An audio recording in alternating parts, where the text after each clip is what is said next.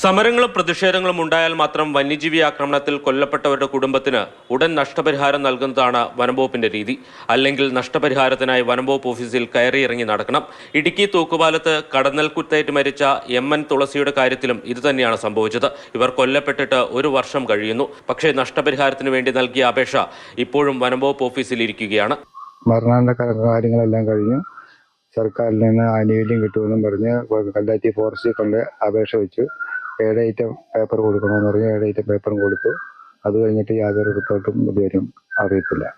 വീടിന്റെ വരാന്തയിൽ ഇരിക്കുമ്പോഴാണ് തുളസിക്ക് നേരെ കടന്നലിന്റെ ആക്രമണം ഉണ്ടാകുന്നത്. കടന്നൽ കൂട് കാക്ക കൊത്തിയിളക്കി നിലത്തിടുകയായിരുന്നു. ദേഹമാസകലം കുത്തേറ്റ ഇവരെ നാട്ടുകാരും ബന്ധുക്കളും ചേർന്നാണ് ആദ്യം ആശുപത്രിയിൽ എത്തിക്കുന്നത്. വിദഗ്ധ ചികിത്സയ്ക്കായി തേനി മെഡിക്കൽ കോളേജിലേക്ക് മാറ്റി. തേനി മെഡിക്കൽ കോളേജിൽ വെച്ചാണ് ഇവരുടെ മരണം സംഭവിക്കുന്നത്.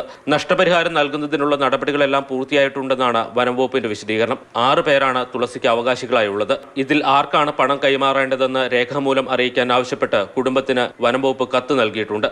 മറുപടി ലഭിച്ച ഉടൻ പണം കൈമാറുമെന്ന് വനംവകുപ്പ് വ്യക്തമാക്കുന്നു.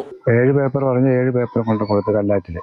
അത് കഴിഞ്ഞ് കുമളിക്ക് പോകും. കുമളിക്ക് പോയിട്ടാണ് കോട്ടയം പോയിട്ടൊക്കെ വരുള്ളൂ പറഞ്ഞു. മാതൃഭൂമി ന്യൂസ്, ഇടുക്കി.